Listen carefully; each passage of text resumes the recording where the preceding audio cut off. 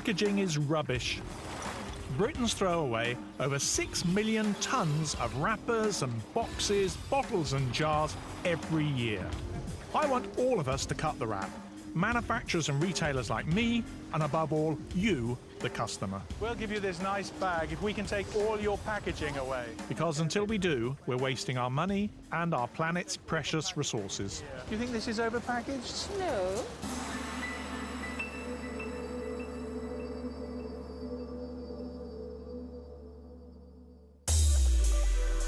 We all love beautifully wrapped gifts on special occasions, but packaging is out of control, and now it's a daily fix that everyone's hooked on. Packaging, I'd definitely buy it if it's got a good package. Yeah. Definitely. It's rather important when you are buying a gift for someone. I like it when it's like packaged in like paper and ribbons, and it makes you feel like you've got like a present to yourself. I'm Mark Constantine, and I've spent my entire business life trying to wean customers off unnecessary packaging. I began making supplies for The Body Shop, and then I co-founded Lush, where I made it my mission to create bath and beauty products that could be sold unwrapped. When we first opened the shop in King's Road, we had big blocks of soap, like cheese. We've been inspired by cheese shops, right by the window, huge, great wall of them. Everything in the front was unpackaged, all naked product. And then suddenly there came that moment when I realised that the public would be coming in, and I got this panic that they wouldn't buy the product because it was unpackaged. 13 years later, Lush is a worldwide multi-million-pound business.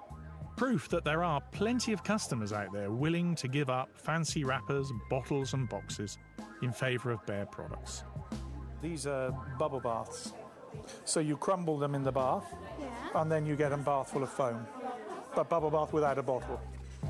But packaging has become such a part of everyday life that I constantly meet people who need to be convinced.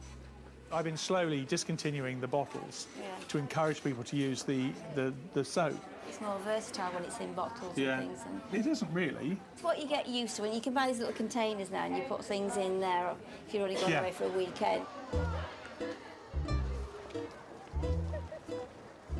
I'm not alone in my hatred of excess packaging. In fact, I've got powerful friends. The Women's Institute. They've also put packaging at the top of their campaigning agenda. I've asked them to bring what they believe are some of the worst examples of overpackaging to show me and packaging design expert Mark Shaler. Hello, welcome to Gather Right Round. Should we start getting some of the stuff on the table? Let's have a look at it all. Okay, lovely array. Who bought the After Eights in? Me, I did. And what was your thinking behind bringing this in? Because there's plastic outside, Yeah. then cardboard, Yeah. then another sort of quilted layer of cardboard of some kind, and then they're individually wrapped. What you probably don't realise is that under European-wide law, any consumer can complain about excessive packaging. So Mark and I are going to pick the worst offending items from the ladies' offerings to test the strength of these legal powers. Here's something that I think that we could... Mark brought along an offending item too. It's an example of a vitamin pack, which is indeed labelled as a bigger pack, better value. But as you can see, look at that. Is less than 15% full. But it was nothing compared to what the ladies had found, like the impenetrable camera film. I don't know if you can open it. That is classic overpackaging. There's no reason why that is so large. It's almost as if it's been made for 3 blocks of films rather than one. Pull the sides of it. No, he's Pull the sides of it. There we are. Easy that was. Hey, so there we are. it could just be sold like that. If it needs to go on a Euro hanger, which is this slot at the top, then you can put an extra piece of cardboard on the back. We try a few others. Other examples. Sleepy time tea. So inside this film there's a box. Oh, fantastic. Inside the box... Oh, there's a bag. There's a bag. And inside the bag? And inside the bag, there... Oh, you've got a good one there. Oh, a range of tea bags. Very good example. Who bought the baby green cabbage or large Brussels sprouts in? I did.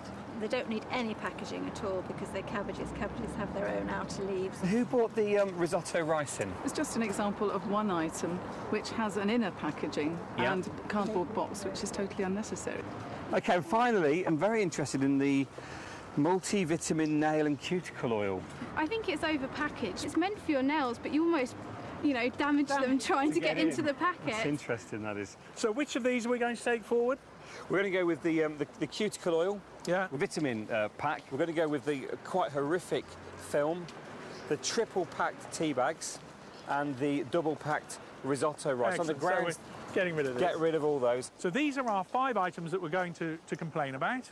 And you're happy with that? I'm happy, yeah. And you're all happy with that? Yes. First step is to ring Consumer Direct, the government's action line. Hello, is that Consumer Direct? They'll report my complaints to the trading standards offices in each of the places where the WI ladies bought these products. That's just excessively packaged. I believe you should all be calling up and complaining about excessive packaging because it costs you money. It's reported to add nearly £500 each year just to the average family's food bill. I should know about the cost of packaging because in my business it can be scandalous. I've been making bath and beauty products for 34 years and was appalled when I first realised that for many manufacturers their packaging costs more than the product. The best-selling brands of high street shower gel range in price from just over £1 to just over £2. The one I've chosen is £2. The thing when you buy a bottle of shower gel or a moisturiser or anything like that is you can see the ingredients on the back. My colleague Helen and I are going to make up this top-selling shower gel, taking those ingredients, and then we're going to cost them and compare that cost of the content with the cost of the actual bottle, the packaging.